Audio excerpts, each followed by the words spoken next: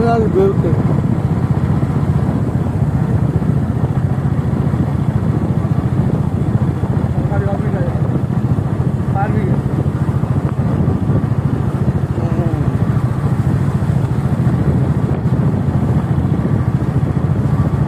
ভাড়া করেছে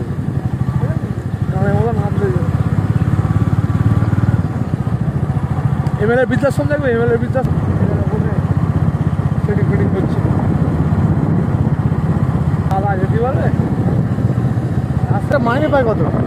5000 টাকা। যাওয়া যাবে গাড়িতে? এই তো যাওয়া যাবে, সুন্দর করে দিই বাবা। এই তো মানে লকডাউনে বাড়ি তো পুরো মানে ইয়ে হয়ে গেছে, ঠান্ডার। বেড়াতে ঘিরে যান খারাপ আছে, হেরিটেজ বলে যান, হেরিটেজ বলে না বলে যান। আমি যখন এসেছিলাম মাটি কাদা এমএলএ আশ্রমে যখন ওই জায়গায় আবার চাঁদমুড়ি বৃদ্ধাশ্রম, ওইটা উঁচু ব্রিজ পড়েছে এখানে মানে এটা সেকেন্ড ব্রিজ। সব এসব মানে দখল হয়ে গেছে শুধু, এগুলো তো নদী ছিল। এই দেখো কি হয়েছিল, প্রোটেক্ট হয়েছিল, চোয়া চোয়া 8 টাকায় কে ছায়? হ্যাঁ, 8 টাকায় কে খাচ্ছে? আমরা যখন এসেছিলাম এখানে এত কিছু ছিল না।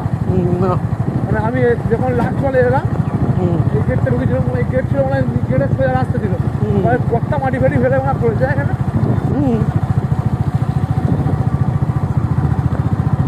সব তো নদীরই চট।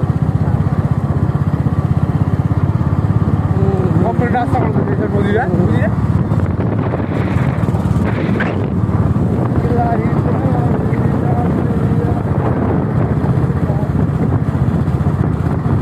এই রাস্তা থাকা খুব চাপ আছে, এই রাস্তা ধরে থাকা খুব চাপ আছে, বড় গাড়ি ঢেলেই ছুটে যাবে।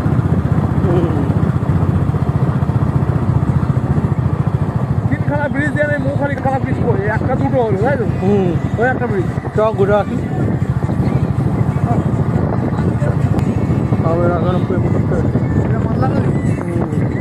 কেন ব্রিজ করবো? হ্যাঁ,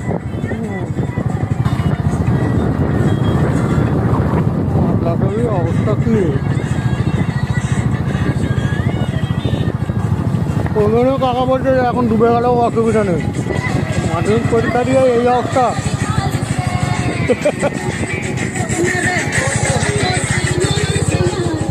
যাবে আর যাবে তো ওই ব্রিজটা ঘুরে আসে, আগেবার যা রাস্তা খারাপ ছিল ওদের। ঘুরে পড়ে যাবে রাস্তা, তখন মাটি কেটেছে দেখো। হ্যাঁ, তুমি এমনি বলছি চল না গিয়ে রাস্তাটা একবার ঘুরে আসি। রাখবে কি করে জোয়ার? মাতলা নদী এমনি কথা আছে, এখন হয়তো বুঝে গেছে, কিছু বছর পরে কিন্তু জেগে উঠবে।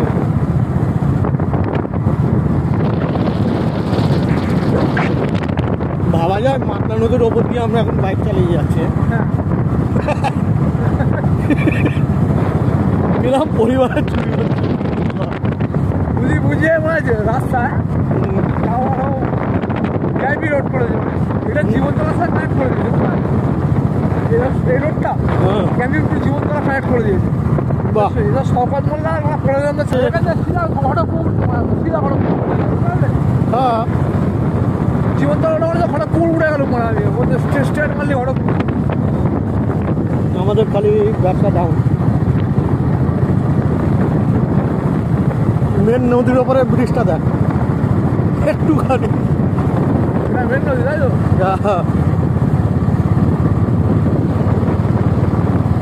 মানে এখানটা মাতলা নদী এসে ছিদ্রে গেছে, যাবার আর রাস্তা নেই। নৌকা এসছে দেখেছিস? কোথেকে এলো আমরা? এই সে মাথা থেকে এসছি, ওই ব্রিজ থেকে এলাম তো।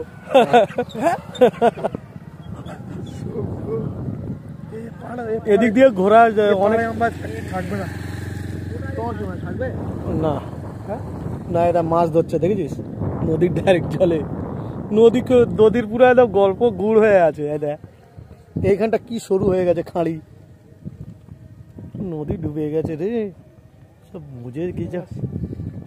রাইড করবে না, এই হচ্ছে মানে নদীর শেষ, এইটি হচ্ছে নদীর শেষ। হ্যাঁ জোয়ার করা দিয়ে এখানেই আছে। এইটা হচ্ছে মানে জোয়ার আসলে, কখনো যদি জোয়ার আসে এগুলো সব ডুববে। জল ঢোকে ঢোকে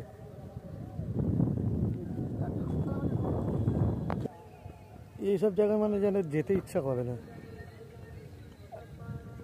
বুড়োর ফোন করি যে বুড়ো 3টা নদী 3টা ব্রিজ পারালাম, যাবো কোথায়? তাহলে বুড়োর ফোন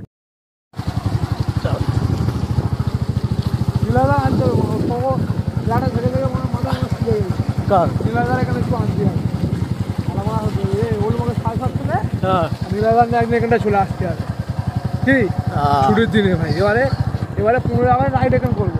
15 আগস্টের রাইড এই দিকগুলোতে করলে ভালো জায়গা।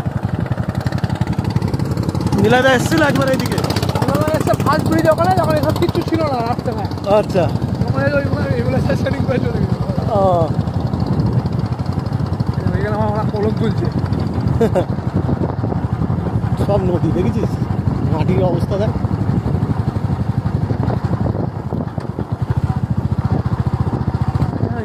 সব দখল, হ্যাঁ দখল দাঁড়িয়ে সব দখল। রাস্তাগুলো করেছে হেবি কি এখানে থেকে পারলে চেক করতে হবে, করিনি না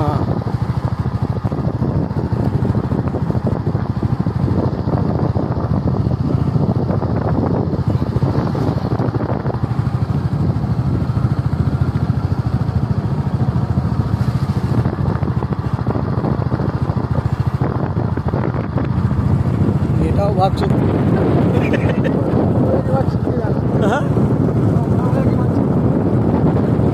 জানতে ভালো খুব গালালে। হ্যাঁ মোটামুটি দেখতে ভালো আছে। এটা সেই ক্যানিং ব্রিজ, এটা হচ্ছে ক্যানিং নদী। সেই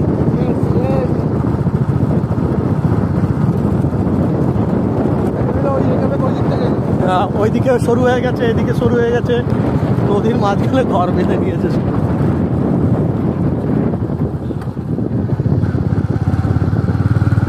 সব নীলয়দার জন্য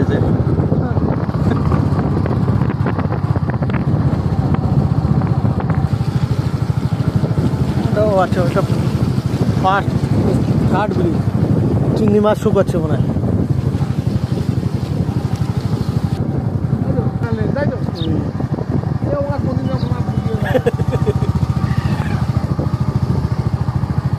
ব্রিজ হলো এবার ফার্স্ট।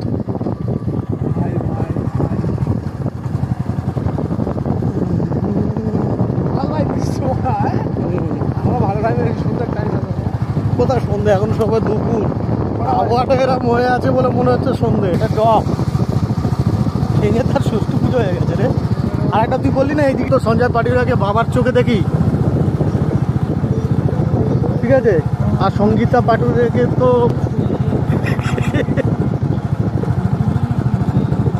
নীলয়দাকে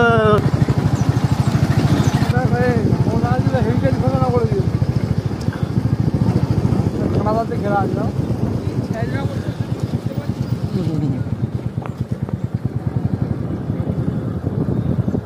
লর্ড ক্যানিং এর ঘর।